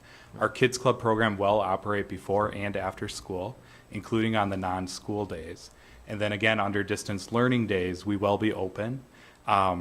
Again, Governor Walz has issued the executive order that we will have to provide free childcare for Tier 1, which is emergency workers, cops, police, teachers, food service workers as well. So we will offer free childcare during the actual physical school days. And then we're also going to open it up beyond the tier 1 because we do have the staff that could support that under a distance learning model as well. So we will provide childcare as needed in Kids So Club. if my child goes to AA, or if my child is a Monday, Tuesday. Well, you'll so that's- provide the rest of the week? So that's 6 through 12. Yeah, they're Um, out of childcare. And so so that was one of the factors too, is the supervision statutes here in Sherburne County. You know, the older kids can stay at home Sure. while the younger kids can't stay at home for an extended period of time. So Dave and Alan, just for clarity on the two options, if a parent chooses option 2, they're online, and they feel as if things are going well, meaning with COVID, and things are starting to improve, they have the latitude to jump into option 1, correct? And vice versa? Correct. Yeah. So one of the things that we are asking for is that you commit for a trimester, because as you know, if you start online with us and then you decide after a few weeks that you want to come back, we need to coordinate transportation. We need to look at our class sizes. We need to look at your schedule, especially if you're in a 6th through 12th grader. So we are asking for a trimester. Okay. However, vice versa, yes, you could jump out of in-person into a distance learning model. We're required by the state of Minnesota to be able to provide that. And I'm assuming you wouldn't need a trimester for something like that. That could be pretty much spontaneous, correct? Right. Well, and the other piece too with that too is that I know I visited with David too in regards to pacing the curriculum. You want to end at both the same place so that as you go into online or out of online, you are at least in a similar place on the pacing of the curriculum. Fair point. Yep. So what I've heard tonight is we all prefer in person. And every Thursday, we're going to get the official numbers, and it's based on a 14-day rolling average. So if we had a good week, and now we're down to 9 on Thursday, we say, everybody's in school next week. Yeah. Is that what we do? So what I would, and excellent segue, Dan. Thank you. It's as if I planned that. So what I was hoping for was I was hoping the board to essentially view this kind of like a first reading. We would obviously ask those questions. Again, I'm going to my first meeting tomorrow morning. I can ask those questions. I can report on what that kind of pacing might look like, as well as we can insert some of these plans into a formal document and create a resolution for the board to approve the plan. It's a templated one from MSBA. We can have it out and ready to go in our next meeting for essentially approval of the plan. But I don't know the answer to that one yet, 100%, because I need to actually go attend one of those meetings, and tomorrow is my first one. So. Either way, I think, and ultimately, it comes down to, like, we have to think about our kids, right? And so they do need some structure. And so whatever we find out, Right. please consider that, because if you're jumping around with they're doing this learning version of learning and this learning version, I mean, kids are gonna get frustrated, it's hard. It's hard on parents, it's hard on kids. So I'm just gonna say. Like even a month. you Yeah, know, I even a mean, month, of low cases. ultimately, the idea we want, I mean, we're the school board, obviously, right? So at least speaking for myself and I think for all of us, that we want the kids here in school. But what I'm saying is, when we are thinking about if we're gonna switch gears, we have to think about the impact on those families and those kids and that too, because all these different changes that we're making, whether it's masks on, masks off, in school, out of school, those are stressful things, especially for kids. Yeah, but I also think that the kids want to be in school. I've yet to hear of a kid that doesn't. I think that it was kind of cool last year and they could stay home and go to school, but now they realize they want to be in school. And so I don't know if taking them from 2 days a week to 5 days a week is it actually helps parents. It helps, but it puts the kids in a confined space. It gives them structure. That's more structure, not less. So I think going from, back to, we had a great week, we can go to online, get the kids in school. Now the question is, if we had a bad week, we have to pull them out right away. Right. That's what I'm saying. I'm not Right. saying we shouldn't go. We absolutely should go. I agree with you 100% there. What I'm saying is, we have to be careful about jumping the gun, because we don't want to Right. do is bring them back to school, and then all of a sudden the numbers plummet and we're pulling them right back out. I just think that's hard. So, But they're still gonna follow the same curriculum. It's the model, though. You gotta keep in mind that the model we're choosing, and we're not choosing, the model we're following from the state guidance suggests exactly that, Amber. I know. That every Thursday we will get the data, and as a district, we'll make the educated decision based on the data. Now, the good thing is the data source is that one single source. So Is that'll be it? consistent. I don't- Is it? yeah. Yeah, it's I the don't one know. single Well, source. as long as we, I don't- exclude the prison Yeah. numbers, right? Yeah, But it's coming from, Tim was just saying there's 3 different places he's on numbers, and he's not sure which numbers they're using yet. That- So we don't know that answer. Hopefully No, he that's was made saying up one for was school by week, one was by day. Right. That's what he's saying. The That's three different models Oh, are, oh, yeah. Yeah, and it's not it's, three it's, different it's on the same. the Right. same, the Right. same group is generating the numbers. They're parsing it by day and average in 14 days. So that's what I'm getting at, is it's a consistent source of the data. But, they report the numbers every day. So it's not as if Thursday we're going to wake up and be shocked, right? And so Right. we can do the math ourselves if we want to, because they report them every day. So therefore, we'll have a little heads up, so it's not like Thursday come around and we're all like opening up presents, wondering we're gonna get. Right. And again, the kind of the routine of when these messages will be passed on will be established. So I'm glad it's early August so that we go through a few rounds of this so that we can kind of know where we're heading as we move into the future.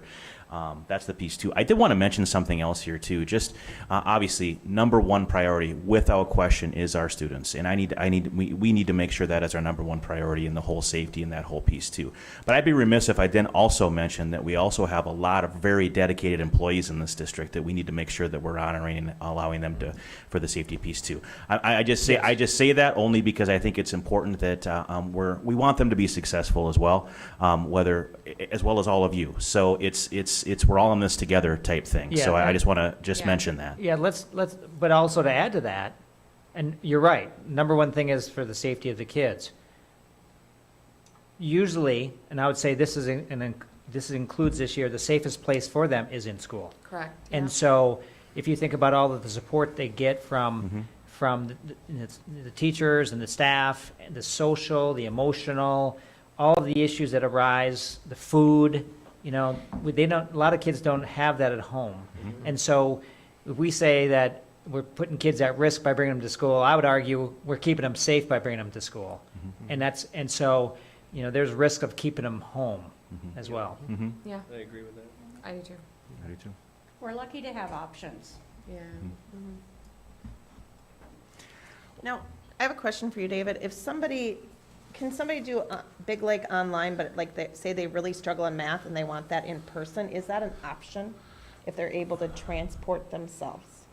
So there will be the Big Lake teachers who are supporting them. So we haven't talked that far in terms of like Okay. tutorials and guidance that way. I mean, there will be that virtually, but we haven't said, does a student need to come for like a face-to-face intervention, additional support for like a particular area. But the platform itself allows for me to demonstrate on a whiteboard with students and an interactive dialogue to be able to have that conversation, Okay.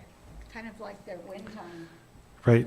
But I was thinking more like along school lines where some kids came in for just a couple classes. Yeah. Is that an option if you're doing Big Yeah, Lake online? we haven't talked about that.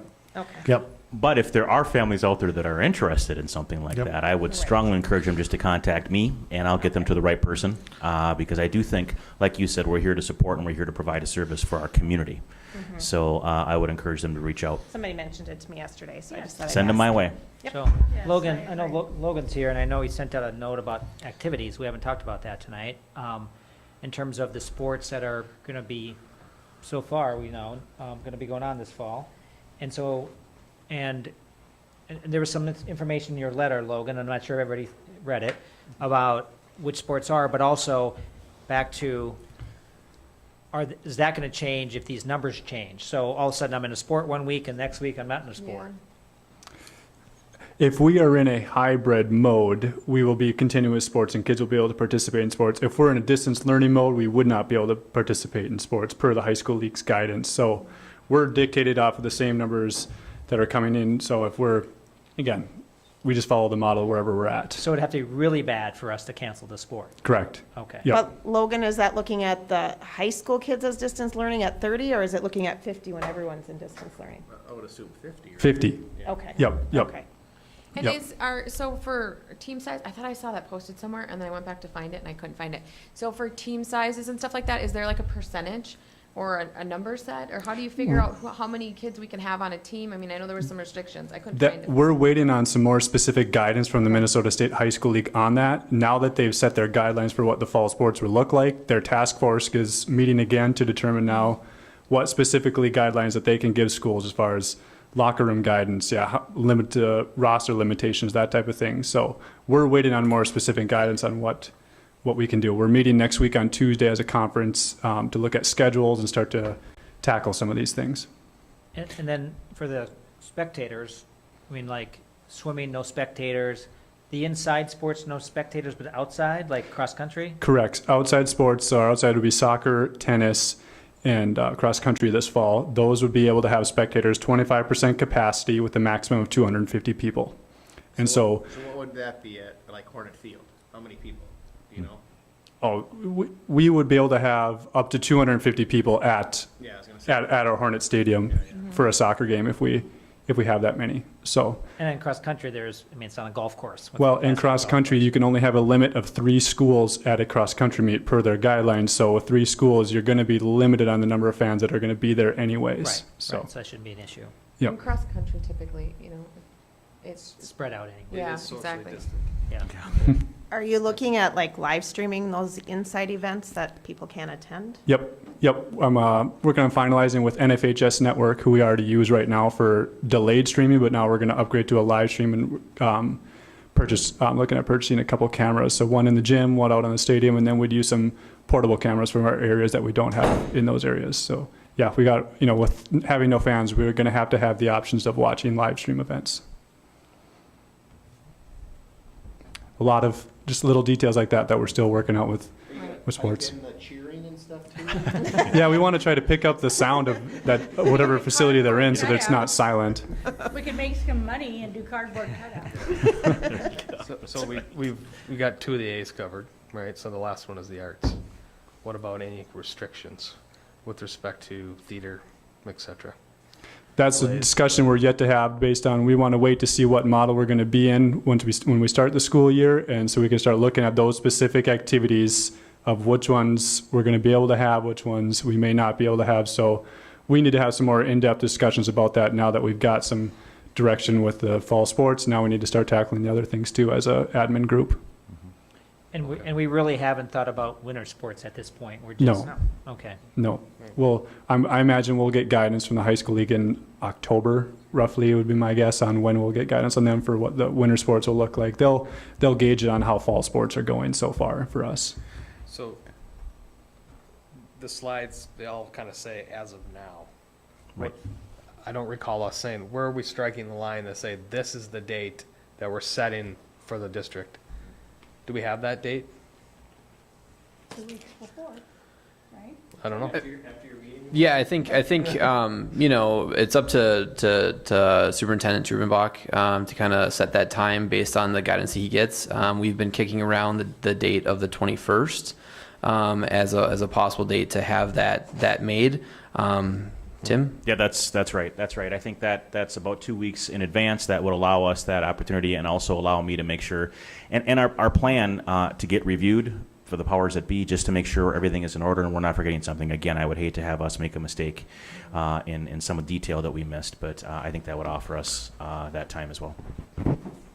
So I Okay. have one more question, and it's a little different, but somebody asked me, so if they go on Big Lake Online, it's not our teachers, it's Edgenuity's teachers, correct?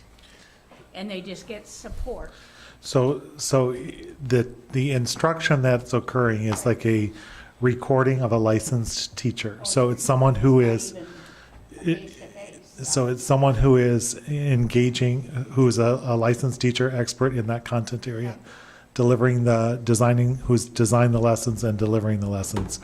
Our Big Lake teachers will be there to serve as Are you clear on the expectations? How can I support you in understanding that? Do I need to reteach something, which is allowing for that kind of additional personal touch that's going to be needed? So the next question would be, will that teacher stay consistent? Will the Big Lake teacher stay consistent? I think that's important to, it's probably more important to us older people than it is to the little kids who seem to adjust better. And I'm not saying even little, but what I was hearing today was, I think, a middle school and maybe a young high school. So they'll get support from the same teacher of the same grade level from us. Correct. Which I think is awesome. Yep. It's twofold. That's more than just one fold, so, okay. Yeah, and again, I think we've been very intentional in making sure that the supports that students and families who are part of Big Lake Online are getting that support that they're going to need. I think we probably have a lot of people listening, and I think what's really important to know here is we're not that far off, right? You said we were at 11 point something. And that's, last again, that year. was as of today. Last So, year, yes, yeah, exactly. So I will say this consistently, we've been between that 10 and 15 mark for the past month and a half. Yeah. So if, everybody in Sherburne County can just stay home and stay healthy. That's a good point. That's a good point. You know what I mean? So like, if you're really worried about your kids being in school and want that structure and want them here every day, stay home, stay healthy, keep your kids home, keep them healthy. You know what I mean? And let's just Well, get have those you been numbers down. following it, Tim, since he put in the mask rule? Did you see anything before the mask rule and then afterwards? I don't have that Okay. level of detail yet, Lynette. Yeah. I'm Do you see what sorry. I'm saying? To see if it had an impact on Because it. they keep saying that's gonna make a big difference. Well, So it might make also a, depends on, again, how much testing they do, who they test. Sure. They're gonna be skewed many different ways, and we don't wanna go down that slippery slope. okay. So, do we have money for all this, by the way? Actually, there in the finance report later in the agenda, we're going to be talking a little bit more in detail. Unless, of course, would you like to have Angie go into that right now? Well, let's go to the, up in the air. I'm assuming the answer is yes. Right, okay. Sorry, Angie, I know you wanted to get up there. It's coming, right? Is there gonna be, I mean, it's great, this is great information, and I think a lot of parents, they're listening in line, probably have the same questions, and there's a lot of questions that they probably have that we didn't ask. Right. And so, what would you suggest that those parents do to get their questions answered? Is there like some kind of like place that they can do Q&A or? And not on Facebook? Online, Yeah.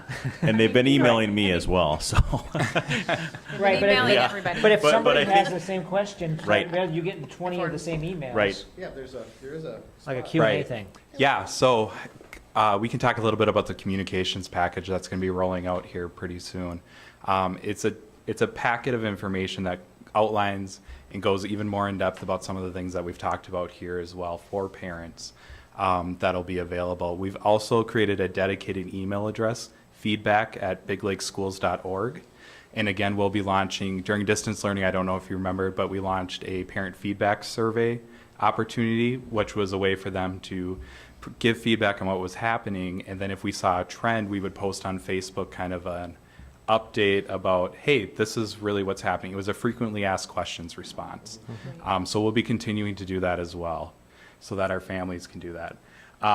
Another thing that we've launched is a Big Lake Online email account. So that's blonline@biglakeschools.org so that you can ask any questions about any of the Big Lake Online options as well. So it's kind of a dedicated opportunity. I know it's really fun to email Tim all your questions, but then a department head or an administrator will get back to you about, we'll figure out a way to answer your question to the So best if of I our go on abilities. the website, you have these maybe gonna like ask some kind of button I could push or something, make it Yeah, easy?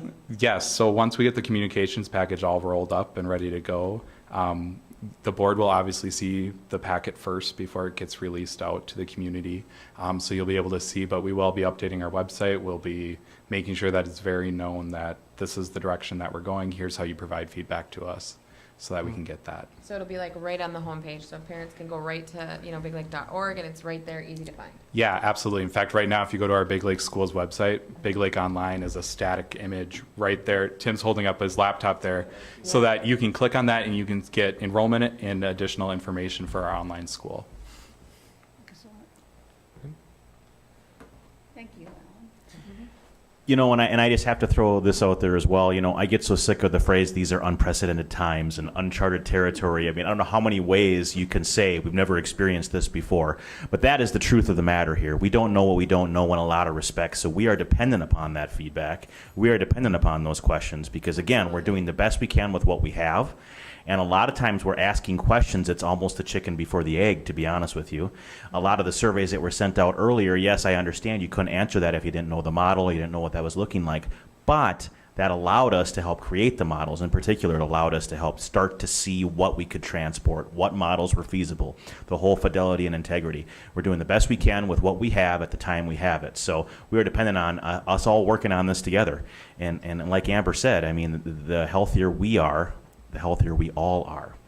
And I think I encourage our community as well as anybody else listening to make those efforts and do the best you can to remain healthy. So that's all I have, unless there's more questions, obviously. Any more questions? Nope. Okay.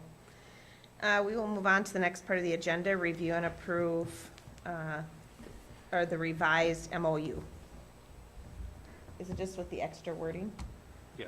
Okay. So I'm going to unmute Sue here. I've got her on Zoom since she's Okay. not present here. So hopefully you're ready there, Sue.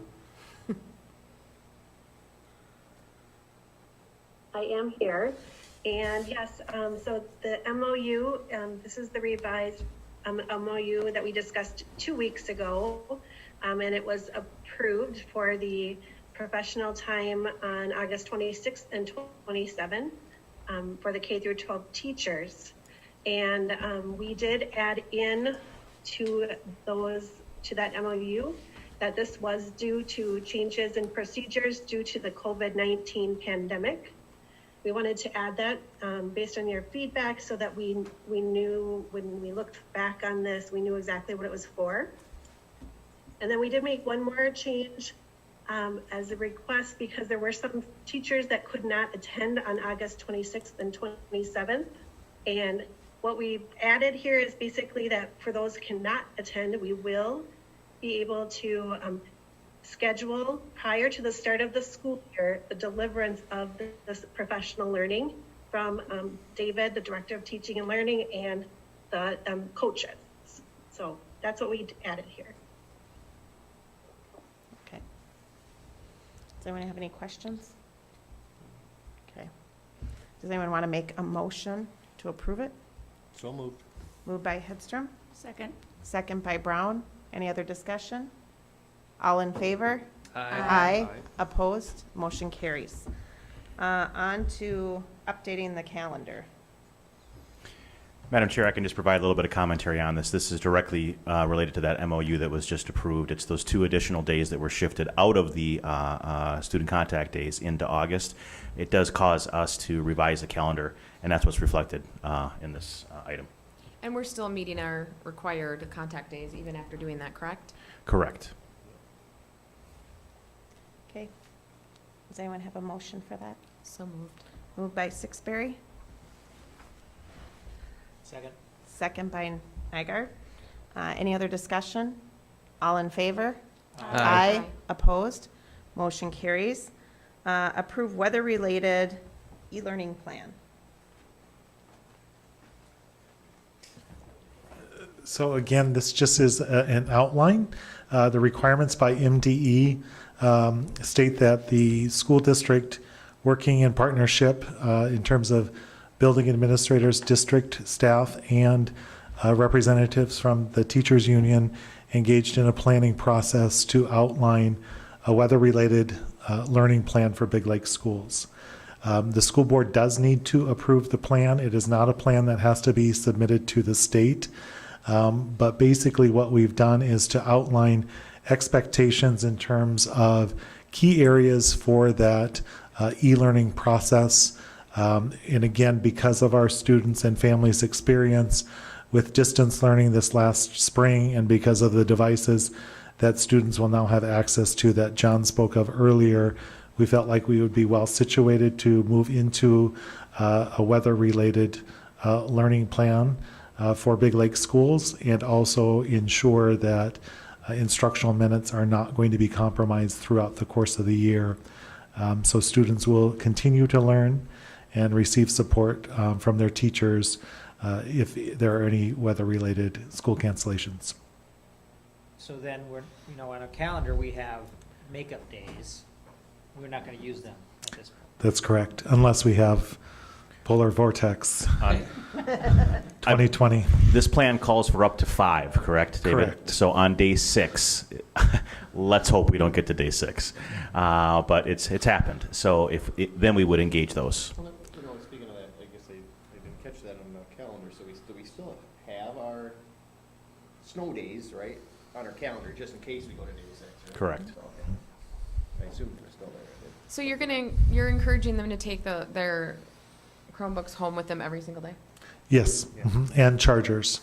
Are they like in a protector and you know, in a, like a case or anything to protect them? I mean, won't they get a lot more wear and tear if they're bumping around backpacks every day versus when they just need them? I mean, not that it matters. I mean, they need to do what they need to do, right? But I'm just wondering, like expense-wise and. I think the intent is if we switch to a hybrid, they need to make sure that they have their electronic devices available, not having everybody come back to the school to pick them Oh, up. no, I absolutely agree. I was just wondering about that because Yeah, it's just more wear and tear on the We device. did look into that. So we are going to provide cases for our iPads for our K2 students.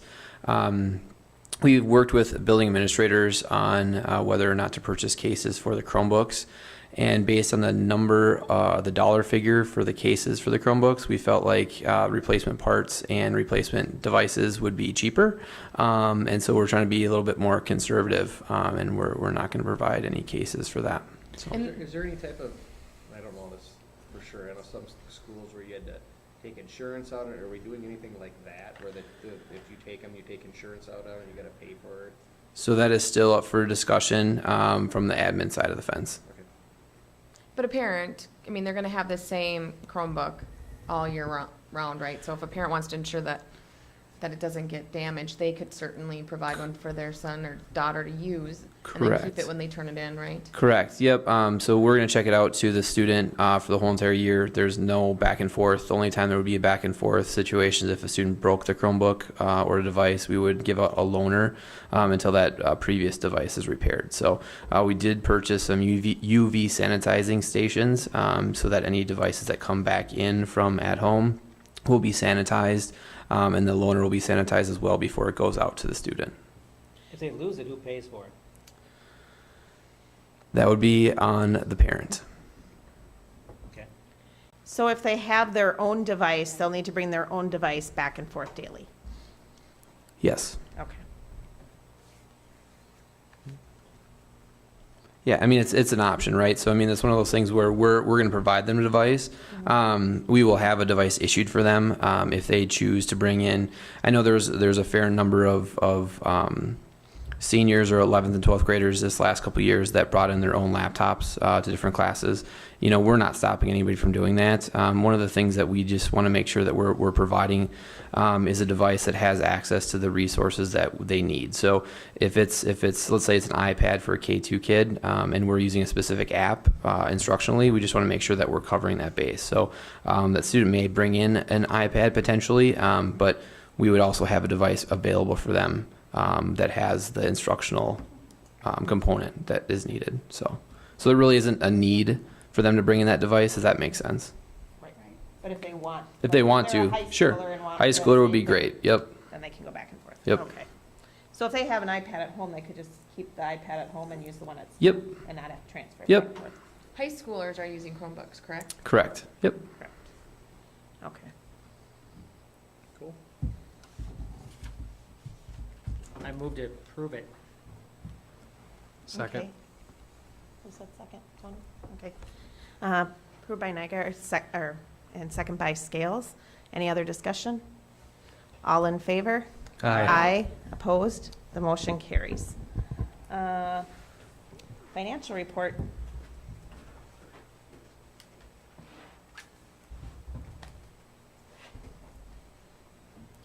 Good evening. We purposely moved the financial report from last meeting to this meeting because I knew you would want an update on what I'm calling COVID costs. So the bulk of this will be about our COVID-related costs, but I'll just quickly go over a couple items that we normally do every month. So, yeah, there you go. By the Just way, with, I think those oh. kids have been, I didn't think they graduated. I was thinking the same thing. So you're saying I should The change photo. my PowerPoint? Good point. Enrollment, we usually go over this every month, but in July, so just wanted to inform the board that our 2019-2020 average daily membership is coming in very close to what we budgeted. And that's 3,094 ADMs. That includes tuition students. So it's coming in very close. So of course, I'm pleased about that. The 2021 enrollment is yet to be determined. It's still early. We do anticipate, many changes yet coming in August. And just to give an update on Big Lake Online, this was as of yesterday. We had 180 enrolled, and I'm looking at, is it still 180? Okay, still 180, of which 11 are new students that have never been enrolled here. Oh, sorry, how many? 14. Oh, okay, that's an update. Yeah, so this was 11 as of yesterday. Now we have 14 that are new students that have never been enrolled here. So that is definitely some good news. Budget revisions, we don't have any for this month. Obviously, 1920 is over. And then 2021, we're just going to make the formal budget revisions once all our costs are known and our revenue streams are finalized, because there's still a lot of unknown right now. But the bulk of this presentation will be giving you an update of what we know right now. What I know is that it's going to change, but we'll just have you go. Yeah, Hey, Angie. thank you. Angie, Yes. the online school right here, the online was 120,000. I think it's important to note, if my math is right, that if you have 14 new students, right, they're effectively paying for that. Yes. Right? Yes. Okay. Yes. Is that yes. what you were just going to say? Yep. It's 15. Is it 15? Yeah. Okay. It's about 15, but You're close. correct. We're So close right now to paying it. Right. So this was an investment that the school board gave the approval for actually earlier, and it was a very, very good decision, because as we've been talking about, it is effectively just about paying for itself. Next is we talked about, or I should say John and Alan talked about, TJ talked about the thermal imaging screening devices. They're estimating about $66,000. The biggest investment has been Chromebooks, iPads, and other technology. We've spent a lot of time talking about that necessary investment. Approximately half is funded by our technology levy. We've been very fiscally responsible, and I'm looking at John. Fiscally responsible, had some carryover dollars. So we took those dollars and used that money, and then the other half, well, probably not quite half, will be funded, and I'll talk about that a little bit about that later with our CARES Act money. So that's our biggest investment at this point.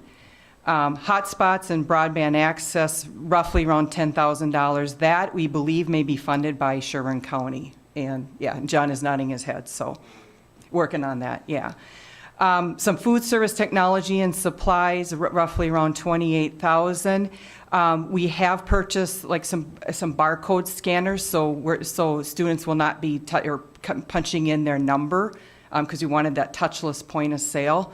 And then extra supplies will be because we're going to have some students that they might be eating in the classroom. And so in my discussions with Emily, our food service director, we feel that the food service fund balance, because we do have a fund balance, can absorb those costs.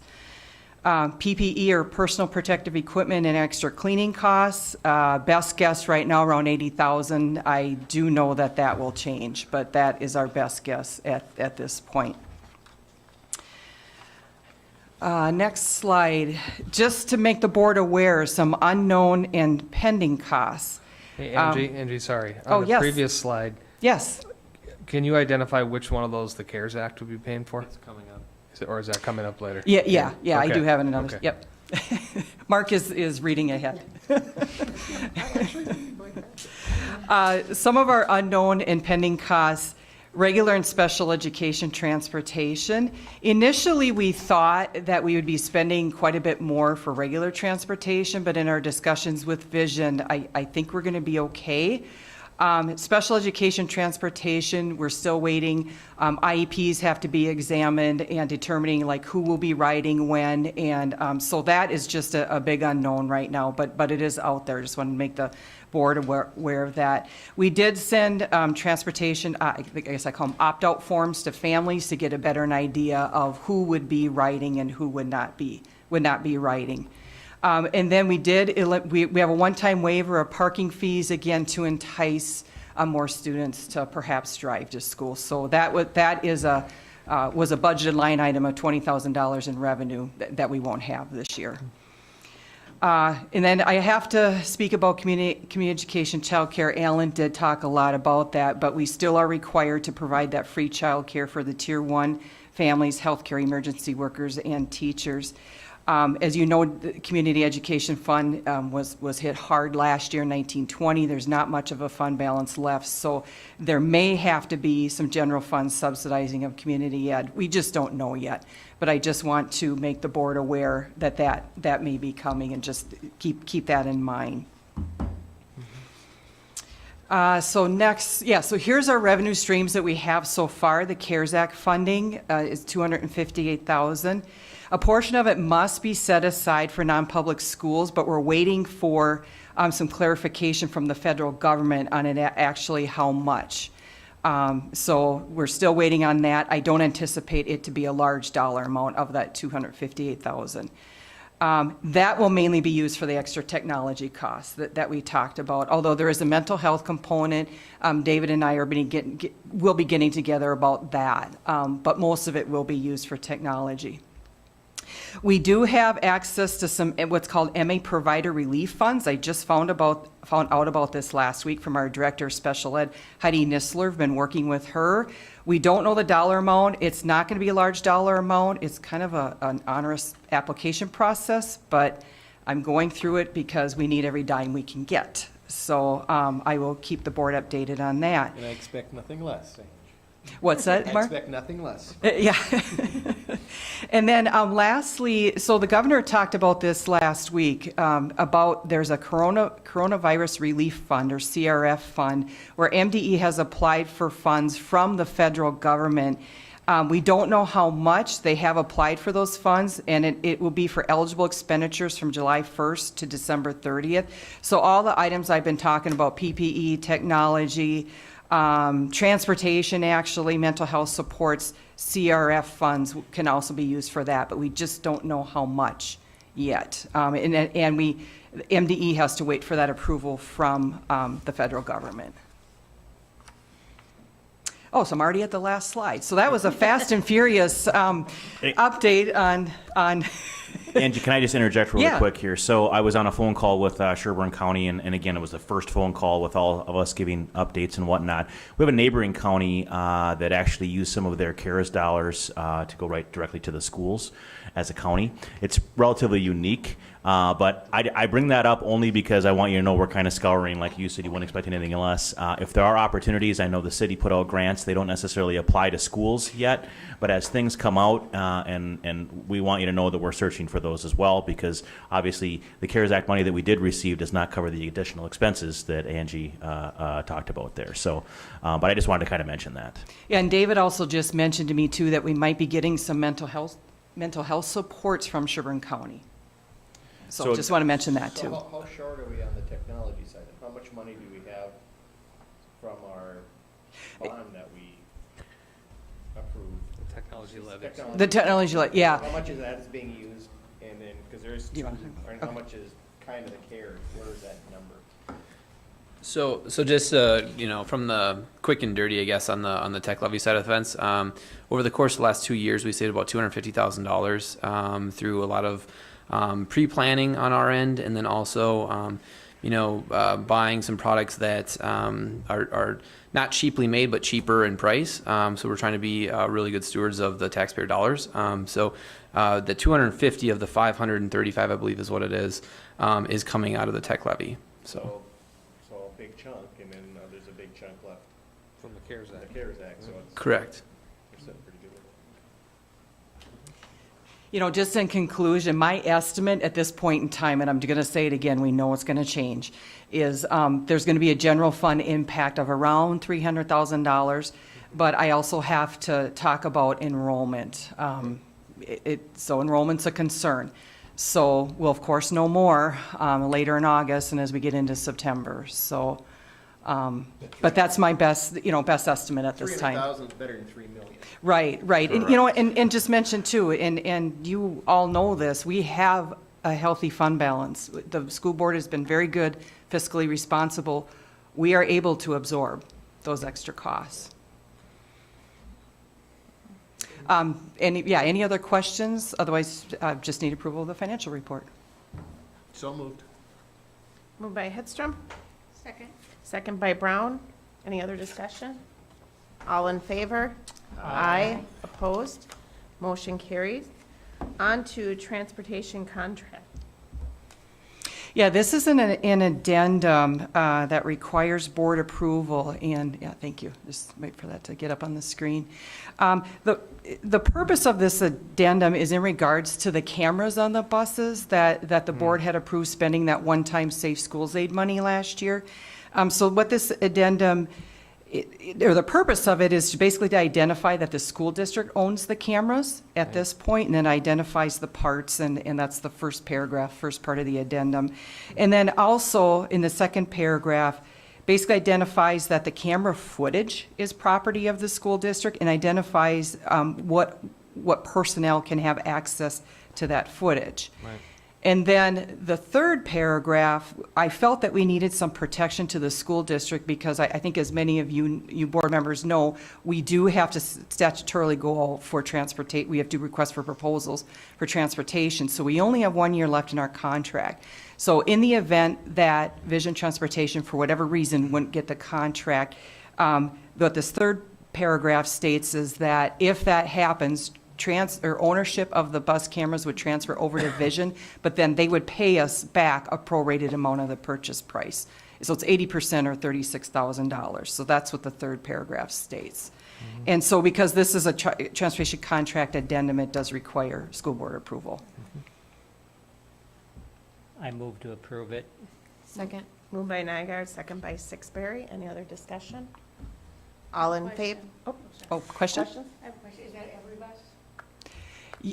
Yes, I believe it is, right, Tim? I believe it is as well. Yeah. Pretty close. Yep, Pretty yep. close. Thank you. Okay. We did speak about it in the transportation committee, if you recall. Yeah, it's every Yeah. bus. Okay, So- thank you. Okay. Okay, any other discussion or questions? All in favor? Aye. Opposed? Motion carried. I think isn't it every active bus? I think they have a few. And they have a couple per buses based on the viewing angle of the cameras, yep. Okay, athletic handbook. All right. So every summer before we get to the start of the school year, I do the just annual review of our activities handbook first to see what any updates need to be made to it before the start of the school year. No major changes to the activities handbook. We really have 4 bullet points. One is just the pictures on the front obviously being changed, and a note on that is obviously I want our state champion gymnastics team to be one of the big teams featured on our activities handbook. I think that's pretty cool. And Christian Noble is also on the front, one of our state champions. So that's the minimal one. Adjusting page 3, adjusting middle school sports fee to $99 per the conversation we had at the June, it was either the May or June school board meeting, whichever one that was, to adjust that fee. Changing start times for when sports are starting. Obviously that's a little fluid right now with football and volleyball being moved to the spring and some sports being to be determined when sports will start, but that's the guide for right now for what we use for sports start times, start dates. And then on page 7, one change we have that I would like to recommend is for lettering requirements. Previously, we'd always had each sport or activity specific lettering requirement in here. I would just like to propose a change to having it state all coaches, advisors must have lettering criteria approved by activities director, just for the simple reason of, I'm hiring coaches during the school year sometimes, like when I hire my new baseball coach, which I'll be doing in about 2 weeks. if we were to have the previous lettering criteria in here, they would have to go with whatever criteria was already in the handbook, to where, if I hire new head coaches, then I can work with them to set whatever lettering criteria obviously I would have the say on it, I think is a reasonable lettering criteria to have. So, as you all know, with some of the coaching situations, I'm hiring throughout the entire year, and so this gives us a little more latitude to set some criteria for working with the new coaches to set some criteria for it. I would also, with COVID, you might have a season cut short. Right. Whatever, Yeah. Right. So it just, again, it's always got to be approved by me, and I would put a spot on our activities website that lists still all of our lettering criterias as we update them. And so there's still a spot for people to go and find what the lettering criteria is. And the expectation is always to communicate that out with the kids, with the parents ahead of time at preseason meetings. So it's always still, everyone is still supposed to know what the expectation is ahead of time. This isn't people being blindsided by not knowing what it is. You still have to have it before the season starts, but this just provides us a little more flexibility to adjust as we go here. And would it give coaches a little bit more ownership and? Yeah. And what, okay, the Yes. criteria is, okay. Yep. And then back to the $99 fee, that's a one-time thing. We're doing that just for this year. Then we'll, when we get back to May, June this next year, where hopefully we can come back to bringing that back down to 85. So I'm hoping that that's just for this school year. So that's the only changes for the activities handbook. Do you want us to approve that one first before you talk? Yeah, I think we need to do them in two Okay. separate motions. Okay. Motion to approve as presented. Okay. Motion made by Hedstrom, Second. second by Sixberry. Any other discussion or questions? All in favor? Aye. Aye. Opposed? Motion carries. On to the coach's handbook. Thank you. Coach's handbook changes. I did a major revision of this last summer, and so there's nothing really significant that needs to be changed on here. A few little things, obviously changing the table of contents to reflect page changes, submitting of scores, editing that to not say West Sherman Tribune, WDO, those ones, and replace it with just local paper, because we've had to adjust that in the middle of the school year this year anyways, and so that's just cleaning that language up a little bit. And on page 6 under expenses, at discretion of administration, because as budget limitations may occur for expenses for professional development for coaches, that I just wanted to make sure the language is in there that says it's at the discretion of administration to, if we're able to pay for coaches association and things like that. After the 14 legal duties of personnel, adding the coach/advisor compensation procedure. And this is a procedure we've been using, but to have it actually in the coach's handbook as a procedure. This was one that was discussed back when negotiations were occurring 2 years ago. And so it wasn't put in the contract. And so we need to have a place to house this about when we bring in coaches from out of the district with experience, where do they fall in the pay scale? So there's some guidance to be given about how we do that. I was kind of going in blindly a little bit for the first year or so about where do I put coaches on the steps? What step are they supposed to be at? And then if you have a junior high coach, go to a high school coach, assistant to varsity, where do they fall on the pay scale? So just having a procedure in our coach's handbook that clearly states that part of it. And then after the assistant coach eval, adding that safety action plan to the coach's handbook that we discussed last winter. So that's going to be something that's a regular part of our coach's expectations now. So having that in the handbook. And then on the coach advisor purchase process, again, just cleaning up the language for middle school and assistant coaches are to work with head coaches on purchasing. Wanted to make sure it was clear that middle school or assistant coaches couldn't go, for lack of a word, rogue and try to push forward purchases without approval of the head coach for whatever it may be. And then just updating the grade check form for the school year. So those are the changes for the coach's handbook. Any questions? How does grade check work if they're doing Big Lake online? Has that been addressed? That one has not been addressed yet. Okay. No. Okay. And we, if we're in a hybrid learning form, that's another, it's another discussion we're going to have about what our athletic eligibility looks like. So that's probably going to have to be something that's going to be revisited here as we bring more things down the funnel. Yeah, David said that we're taking attendance every day and kids aren't checking in 3 days a week? Yes. So for our Big Lake Online students, there will be progress reports and regular monitoring from teachers so that there are kind of just, we'd be following for any students in athletics or activities to make sure they're in compliance with what's set forward. Because if they're doing Big Lake Online, it's not necessarily that they have to sign in every day. I mean, they could work 10 hours one day and not as much the next day. Okay. Any other questions? Okay. I'd just be looking for a motion for this. Okay. So moved. Moved by Nygaard, Second. second by Brown. Any other questions or discussion? Okay, all in favor? Aye. Aye. Opposed? Motion carried. Thank you. Thank you.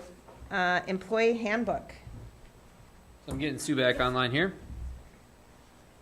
What?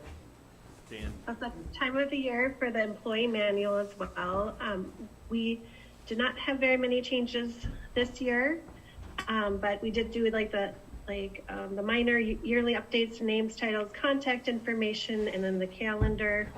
And then we did actually add a statement on unauthorized use of district property for personal use on page 7. We did update the EEO section. It just is to match the board policy. It wasn't in alignment, so we wanted to make sure it matched.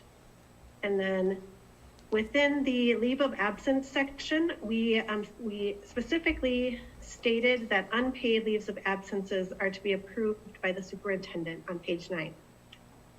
And so these are all the changes we have right now. I do want to let you know we are waiting on a model policy from the MSBA on some Title IX changes that we had a training on this morning. Once we get that, we will need to do kind of a review of that to incorporate that into the manual, but we're waiting for that, and those should come probably later this month. So those are the changes we have. Do you have any questions? I think Dan has a question on the front page. They're probably the state champion gymnastics people. So, I know. No, so we do not have any questions for you. Okay. So we need a motion to approve the updates to the handbook. So moved. Moved by Scales, Seconded. second by Nygaard. Any other questions or comments? All in favor? Aye. Aye. Opposed? Motion carried. Okay, on to school board policy annual review. Madam Chair, member of the boards, this is an annual review, and I'm used to in previous positions where I request the board actually approves these. I don't know that historically we've done that. So I would leave it up to the. There's certain ones we did, because we also go through, we go through each section. Right. Yeah. As part of a These are policy the- review. yeah, This these is are an annual review. There's, and just. Yeah, we've done it before. Okay, just to be clear, there's no changes, there's no modifications, but we are required to, at minimum, review them, so. I'd make a motion to approve them as presented also. Okay. Second. Approved by Hedstrom, or motion by Hedstrom, second by Sixberry. Any questions or concerns, comments? Okay, all in favor? Aye. Aye. Aye. Opposed? Motion carries. On to the superintendent report. Madam Chair, members of the board, I do have a few items to visit about this evening. Of course, this is my favorite time because I get to kind of just go through my bullet points of information. But so I'd just like to start with, I've been having some 3-2-1 conversations, and for those in the community and those that are listening that don't know that, it's just an opportunity for me to sit down with leaders throughout the community and have a conversation. I was able to talk to most of the board members, but I'm still following up with some of those, and there are still some people that I will be touching base with. I do want to just explain that in September, I will be bringing kind of a summary of some of the themes that I found through those conversations. So I'm really excited about that. So I really appreciate those. Those are really fun for me, as well as just get to know people and get to know common interest and whatnot. I also, last evening, was able to attend, at least for a part of the time, the MSBA Summer Seminar. They're doing it virtually 3 Wednesdays in a row. If you are interested in attending those, please let me know. Or maybe, I'm not sure if any of you are. I have done it already. I am signed up to go to all three, but if you are interested, let me know, and I'll see if we can't get you registered. Last evening, and again, I was just there for a portion, and I had to take a phone call, but it was about mental health during distance learning and whatnot. So it was some good information. They always have great keynoters and great information to share. Also, Sue did mention that the handbooks, we did do a training today on Title IX, and it will cause us to have some additions to our handbooks. I do want to mention, you'll notice that we did not approve the student handbooks just yet. Those are coming. Our thoughts were we're going to have Title IX pieces that need to be included in that, as well as any kind of COVID changes, requirements, procedures, those type of things. We wanted to make sure that we knew where we were at. I've been working with the assistant principals on that, and they're positioned to bringing that forward for this actually in August for approval. Make sure those get out to us in advance. Sure. And I think anytime we put those handbooks out, we try to get that as part of the posting. And again, I'm working out my routine. But it's always, at least when we put the agenda out, try to have attachments as well. And if not, knowing that you're interested in that will get you ahead of time, that whole piece. Do you think you could maybe send those as an email, just because Sure. the new board book is really Challenging? challenging to get Sure. the attachments to you properly? Apparently. I can do both. I Okay. can do both. Thank you. So that's not a problem. Also, too, I did just receive, hot off the press, students can enroll. This was a question I believe Lynette asked. Students can enroll in-person classes at Big Lake High School and still participate in Big Lake Online. High school students have been doing that the past 10 years.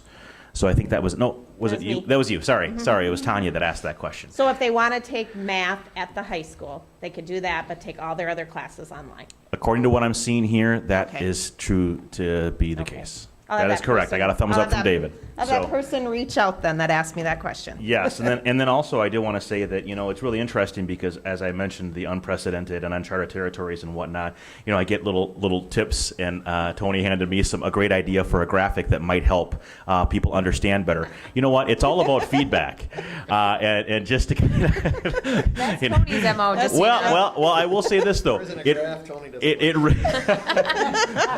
it will take all of us to really, you know, effectively communicate and do this. So again, I need to reiterate this. We're all in the same boat here, people. So let's row together on it. So if you have suggestions, feedback, that whole piece, I'm hopeful that those you have an avenue to do that. Speaking of communication and feedback and whatnot, I did release my first video the other day. Thank you. It wasn't great. There was way too many ums.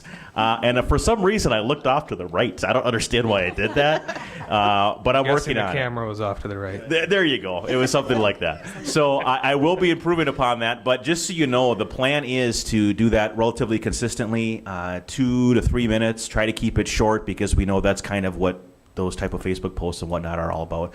But I did get some positive feedback on it. So we'll try to continue that. I will be much smoother into the future. I wasn't logged in on my school They liked Google it. Doc, so I couldn't see it right, so. Oh, okay. I haven't seen it yet. I'll quickly It's on go. Facebook. It's on their Facebook. webpage. I saw it on there. Yep. Yeah. They liked it. I Went right to heard, my I Google heard Docs, people, and I'm like, Yeah. you know. Yeah. My kid's on there, I got my other account.